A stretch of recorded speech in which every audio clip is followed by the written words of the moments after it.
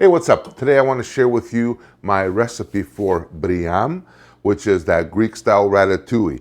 This is a beautifully simple recipe. We're going to take it up another level with the bechamel. I am using the foolproof bechamel recipe that I've been using for like ever. I'm going to include the link below in the description, and you're going to find it if you follow the directions and the amounts or the quantities. Guaranteed you're going to get the smoothest, creamiest, silkiest bechamel ever. So first things first, I'm going to start by preheating my oven 400 degrees Fahrenheit or about 200 degrees Celsius. Get that off and going. Here in my pan, I'm using a 9x13 pan. Easily will feed 4 people. So to start us off, just got a couple of potatoes. I'm gonna cook them with the skin on. Unless you absolutely have to, there's no point in peeling your potatoes. And nice and easy. Cut them into stew size chunks. You don't want them too small. You don't want them to disintegrate either or disappear. Not so much for the potato, but for other stuff like the zucchini and the eggplant. Take 1 onion, and you're going to coarsely chop this.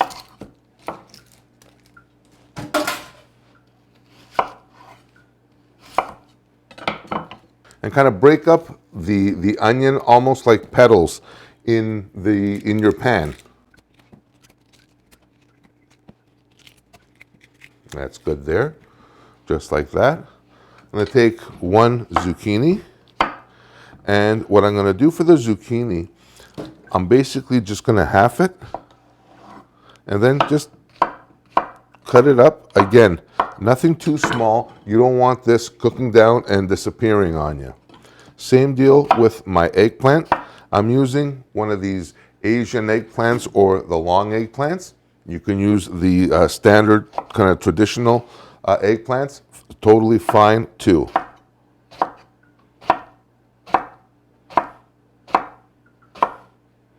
That's going to go in there just like that. And I'm going to use 2 tomatoes. Oh, this little green stalk here, don't take it out because it's full of tomato flavor. And all I'm going to do is, again, coarsely rough chop these, just like that.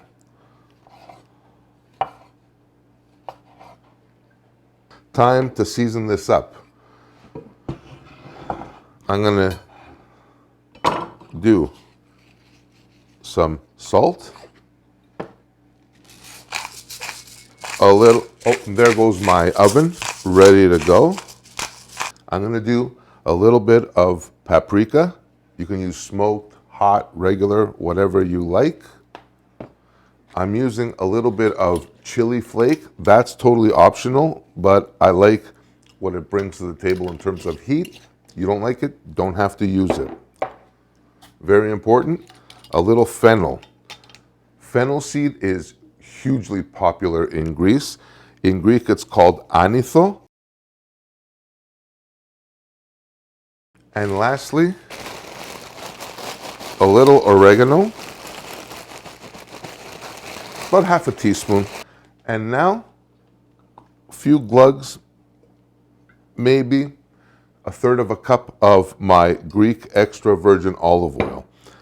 And I like to use my hands, and very carefully, all you're gonna do is go in and just make sure everything is evenly coated.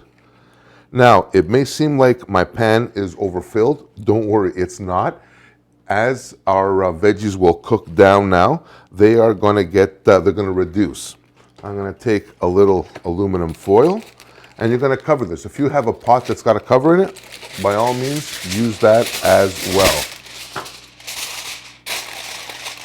Now, this is gonna go into my 400-degree oven for 1 hour, and just let it bake off and do its thing.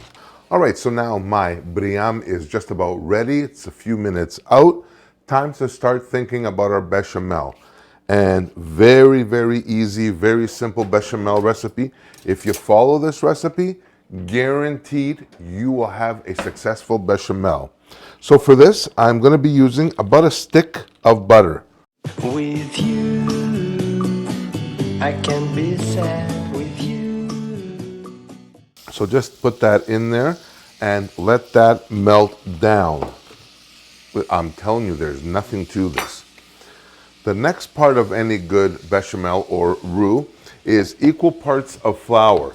So 1 stick of butter is going to be equal to about half a cup of all-purpose flour. And I'll have you know, the whisk when it comes to this kind of thick sauces is always, always your BFF. Believe me, you'll get a much, much smoother product. And the worst thing is clumps and bechamel. Ooh. All right, so in goes our half cup of AP flour and give that a stir. Now, what I want to do here is I want to cook this down for about a couple, 3-4 minutes. I want to get that pastiness or that pasty flavor out of my flour. All right, so that's tightened up nicely now. Here comes my milk. I always screw this up. I always spill this. I'm adding 6 cups of milk to this. All right, so far so good. Now, you can add it in gradually, which is what I recommend, because that way it lets your milk, flour, and butter mixture combine evenly. And look how beautiful this looks. It's going to start thickening up on you almost right away. Right when that cool milk hits your pot.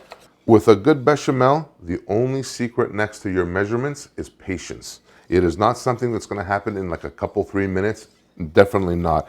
A good bechamel usually would take about 20-25 minutes to get to where you want it. As this is heating up, I'm going to start seasoning. I'm going to do a little bit of salt. I'm going to do a little bit of fresh cracked black pepper. All right, so now my bechamel is pretty much ready to go. It's thickened up beautifully. A couple of more steps to make this a real bechamel, and one of them is nutmeg. You cannot have a self-respecting bechamel without having a little nutmeg. And for this, you don't need much, anywhere from 1/8 to 1/4 of a teaspoon. And lastly, a couple of egg yolks. So for this, I'm just going to separate my eggs. The egg yolks are going to add a certain amount of decadence or a certain luxury in this that you just can't replace. So those are going to go in. And there's my Briam right out of the oven. Take this. Oh yeah. Look how gorgeous that looks. Look how absolutely beautiful that is. So no time like the present to drop our bechamel.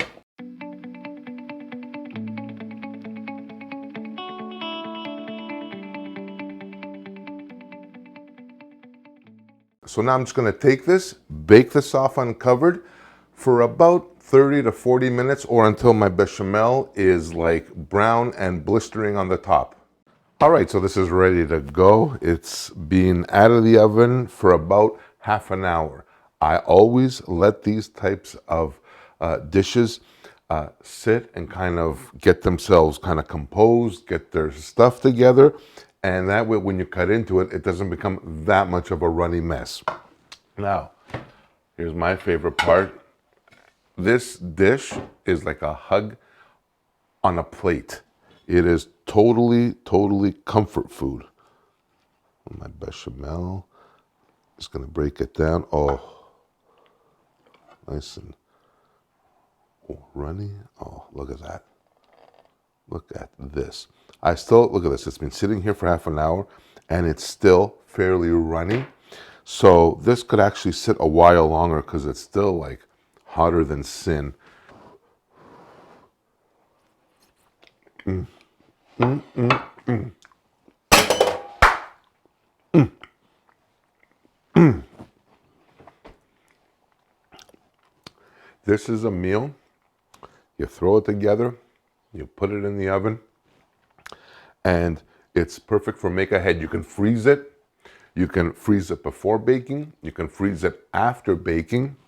Either way, it's perfect for a potluck, for a buffet style meal. Put the scoop in there and you are absolutely ready to go. So, my friends, that's it for this episode on my Briam with Bechamel. I hope you guys enjoyed this video. I invite you to try this. Send me pictures or tag me in your pics of these recipes on your social media or mine.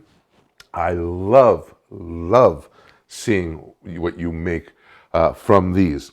So until next time, I thank you again for watching.